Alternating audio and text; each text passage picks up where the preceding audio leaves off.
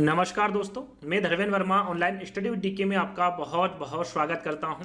आज हम बात करने वाले हैं यहां पर पर्यावरण अध्ययन में राज्यों के लोक नृत्य के बारे में। जितने भी प्रश्न सीटेट ऑनलाइन एग्जाम में पूछे गए वो सारे प्रश्न आपको इस वीडियो के माध्यम से मिलने वाले हैं, तो आपको स्किप नहीं करना है, वीडियो को पूरा देखना है और अंत में हमें जरूर बताना है कि आज का जो वीडियो है वो आपको कैसा लगा। यहाँ पर प्रश्नों के साथ साथ उनमें जो भी समझाने लायक बातें होगी वो भी आपको समझाई जाएगी, तो आपको बिल्कुल भी स्किप नहीं करना, पूरा वीडियो देख लेंगे। तो आगे जो आने वाली सीटेट एग्जाम में उसमें लोक नृत्य से संबंधित यदि प्रश्न पूछे गए तो इस वीडियो से अलग नहीं जाएंगे, तो आपको वीडियो को पूरा वॉच करना है। तो यहां पर शुरुआत करते ज्यादा समय आपका खराब नहीं करेंगे, तो चलिए शुरू करते हैं। आज का पहला प्रश्न है। शुरू करने से पहले यदि आप आपका आकलन करना चाहते हैं तो कर सकते हैं। जो प्रश्न मैं आपको बता रहा हूं मेरे द्वारा बताए गए आंसर से पहले आपको आंसर देना है, या तो कमेंट्स के माध्यम से अपनी कॉपी में लिख लीजिएगा, और जब टोटल प्रश्न हो जाए तब आपको बताना है कि आपको कितने नंबर आ रहे हैं। तो पहला प्रश्न है आपका छव नृत्य। छव नृत्य को चौ नृत्य भी कहा जाता है।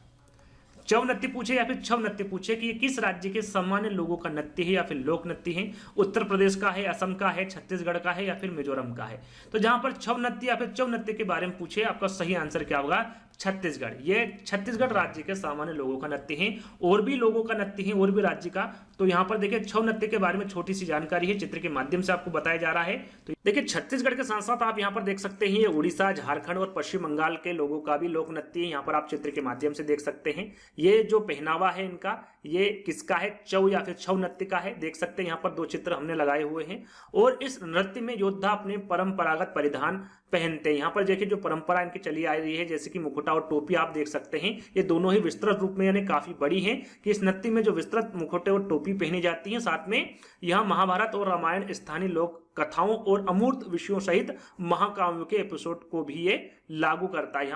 यहाँ पर आप चित्र के माध्यम से देख सकते हैं माता जी खड़ी हुई और 3-4 पात्र यहाँ पर खड़े हुए हैं। तो ये महाभारत और रामायण, स्थानीय लोक कथाओं और अमूर्त विषयों सहित महाकाव्यों के एपिसोड को भी लागू करते हैं। अब बात करते हैं यहाँ पर दूसरे प्रश्न की, जो कि आपके सीटेट एग्जाम में पूछा गया है। निम्न में से कौन सा मिजोरम का सबसे प्राचीन नृत्य है? जो कि काफी बार एग्जाम में पूछा गया है, सीटेट एग्जाम में इसी से संबंधित काफी प्रश्न पूछे गए हैं। तो निम्न में से कौन सा मिजोरम का सबसे प्राचीन नृत्य के बारे में पूछा गया है?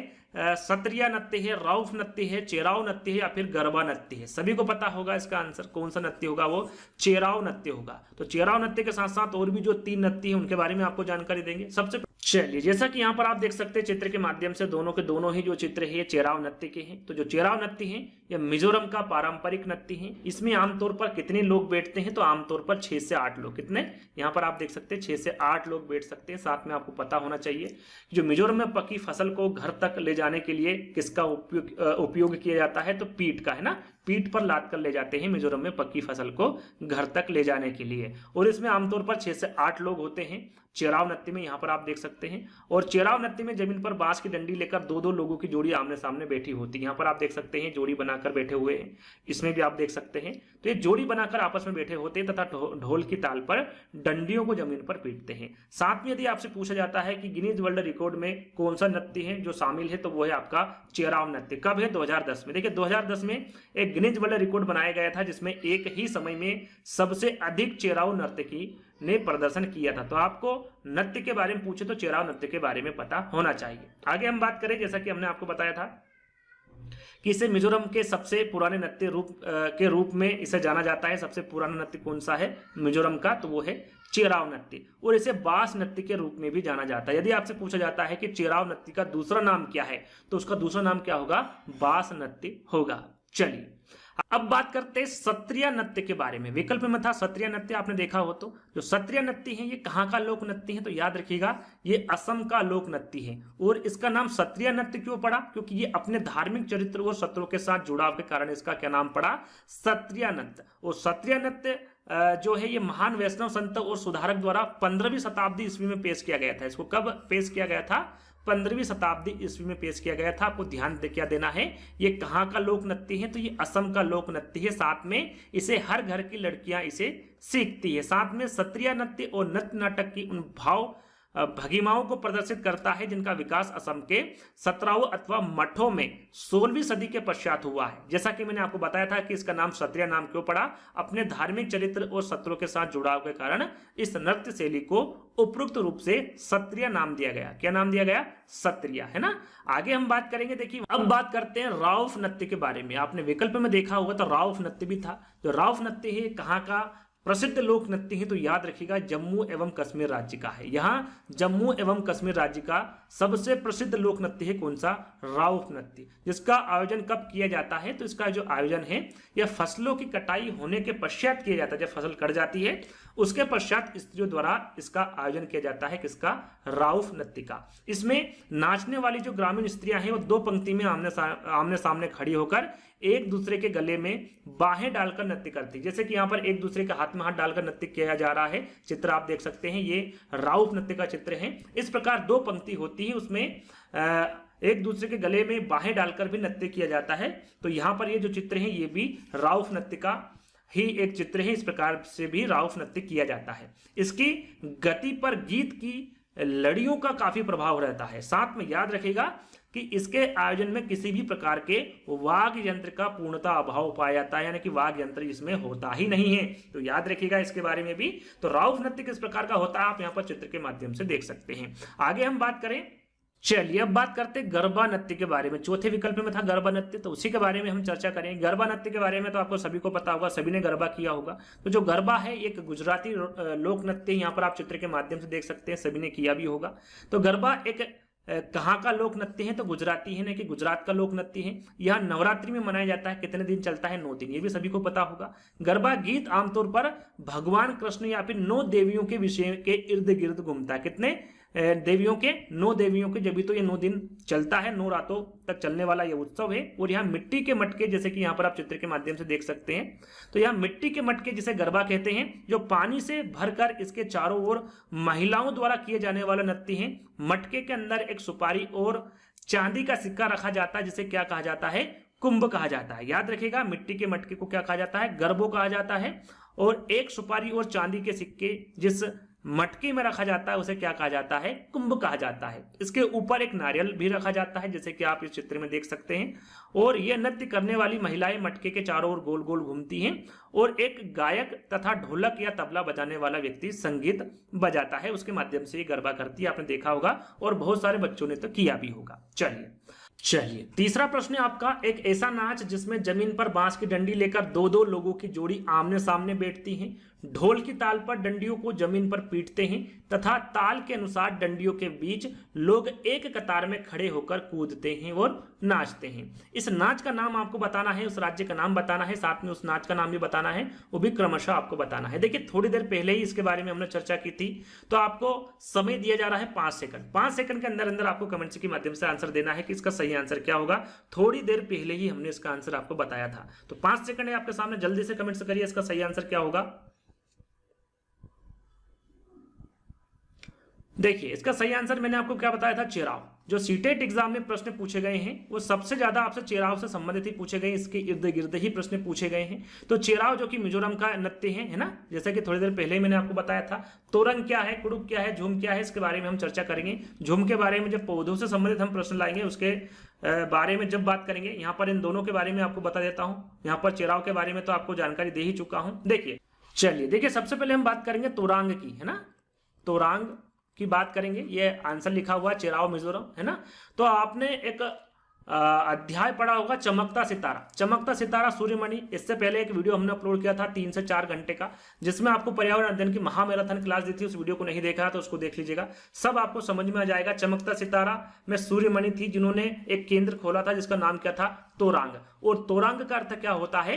जंगल होता है, जिसमें जड़ी बूटियों की समझ और बांस की चीजें बनाने की कला बच्चों को सिखाई जाती थी। साथ में अपने स्कूल की भाषा तो सीखे ही, वहां पर सिखाई ही जाती थी, लेकिन अपनी जो कुड़ुक भाषा का रिश्ता है उससे भी वो उससे जोड़े रखते थे। और यह सब किस केंद्र में होता था? तोरांग केंद्र में होता था। और तोरांग में कुड़ुक समाज और अन्य आदिवासियों की खास किताबों को संभाल कर रखा जाता था। और जो बच्चे वहां पर आते थे उनको उन किताबों के बारे में, उन आदिवासियों के बारे में उनको उन किताबों के माध्यम से बताया जाता था और पढ़ाया जाता था। गाना बजाने की कई चीजें जैसे कि बांसुरी, तरह तरह के ढोल भी वहां पर मौजूद थे तोरांग केंद्र में। यह हुई तोरांग की बात, है ना। यदि आप उस वीडियो को देखेंगे 3 से 4 घंटे की मैराथन क्लास, तो आपको सब समझ में आ जाएगा। अब बात करते हैं कुड़ुक की। जो कुड़ुक है एक भाषा है, ये कहां पर बोली जाती है? तो ये भारत में बोली जाती है, नेपाल में बोली जाती है, भूटान में और बांग्लादेश में। भारत में कहां पर बोली जाती है? तो भारत में ये बिहार में बोली जाती है, मध्य प्रदेश में, छत्तीसगढ़ में, झारखंड में, पश्चिम बंगाल में, पश्चिम बंगाल के उराव जनजाति द्वारा बोली जाती है, इसलिए इसे उराव भाषा भी कहते हैं ना। कुडुख भाषा को क्या कहा जाता है यदि पूछा जाए तो इसे उराव भाषा भी कहा जाता है। क्यों कहा जाता है? क्योंकि ये उराव जनजाति द्वारा बोली जाती है। और कहां पर बोली जाती है भारत में, इसके बारे में आपको पता होना चाहिए। बिहार, मध्य प्रदेश, छत्तीसगढ़, झारखंड और पश्चिम बंगाल। तो कुडुख भाषा के बारे में भी आपको जानकारी होना चाहिए, इससे पहले ये पूछा भी गया है। चलिए चौथे प्रश्न की ओर चलते हैं। चौथा प्रश्न है आपका कि विशेष प्रकार का नृत्य जिसे चेराव कहते हैं कहां के लोगों द्वारा किया जाता है। देखिए चेराव नृत्य के इर्द गिर्द ही सीटेट एग्जाम में प्रश्न पूछा गया है। तो ये कहां का नृत्य है? 4 विकल्प पढ़ने की आवश्यकता नहीं है, चाहे तो आप 5 सेकंड में इसका आंसर दे सकते हैं।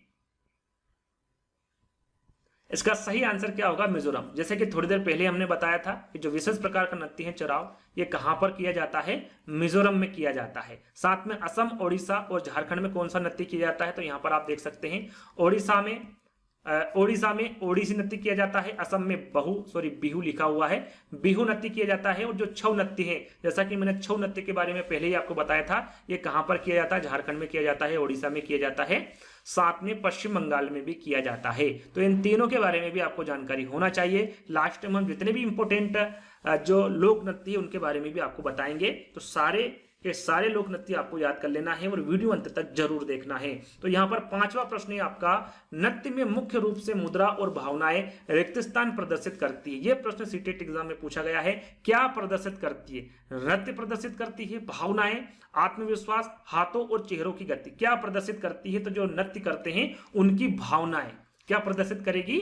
भावनाएं। तो सेकंड वाला विकल्प आपका सही होगा। चलिए अगला प्रश्न है चेराव नृत्य। देखिए फिर से चेराव नृत्य के बारे में पूछा गया है। चेराव नृत्य में व्यक्ति बांस की डंडियों को पकड़कर युग्मों में एक दूसरे के आमने सामने जमीन पर बैठते हैं। जैसे कि ढोल बजता है, बांस को जमीन पर पीटा जाता है। नर्तक बांस की डंडियों के अंदर और बाहर पैर रखते हैं, कूदते हैं और ताल पर नाचते हैं। निम्नलिखित में से कहां पर यहां पर लिखा हुआ है कहां पर यह नृत्य मुख्य रूप से किया जाता है? प्रश्न पूछा गया है कि निम्नलिखित में से कहां ये जो नृत्य है ये मुख्य रूप से कहां पर किया जाता है। देखिए थोड़ी देर पहले बताया था, ये प्रश्न फिर से पूछा जा चुका है। 4 विकल्पों को बदल दिया गया है, लेकिन जो आंसर है आपका वही रहेगा, मिजोरम। कहां का प्रमुख नृत्य है? ये मिजोरम का प्रमुख नृत्य है।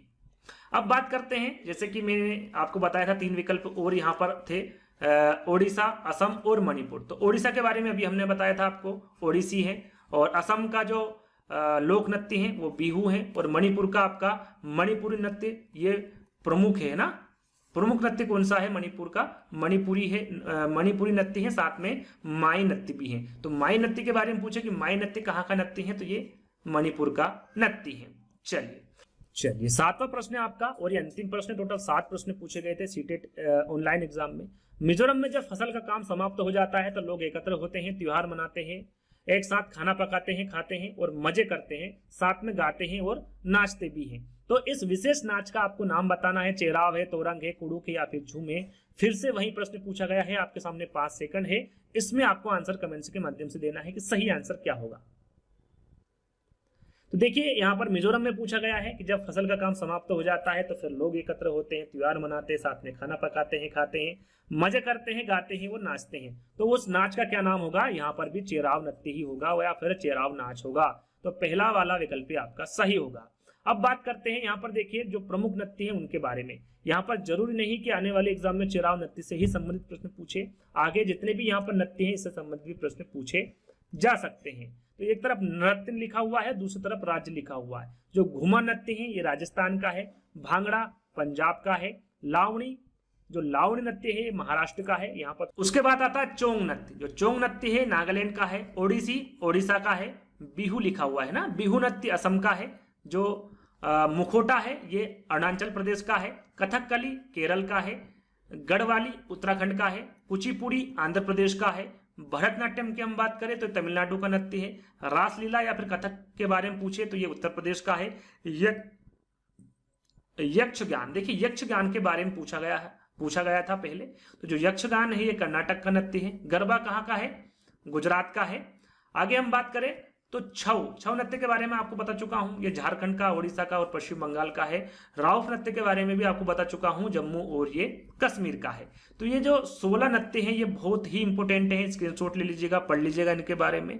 तो ये हुई भारतीय लोक नृत्य के बारे में एक शानदार वीडियो। मुझे जहां तक लगता है आप सभी को ये वीडियो पसंद आई होगी, क्योंकि जो भी प्रश्न यहाँ पर लिए गए हैं सभी के सभी आपके सीटेट ऑनलाइन एग्जाम में पूछे गए प्रश्न को ही लिया है। आगे भी यदि इस प्रकार के वीडियोस आपको देखने हैं तो आप कमेंट्स के माध्यम से बता सकते हैं। इस प्रकार के वीडियो हम और भी बना देंगे। तो जल्द ही दोस्तों एक नए वीडियो के साथ मिलेंगे, जब तक के लिए धन्यवाद।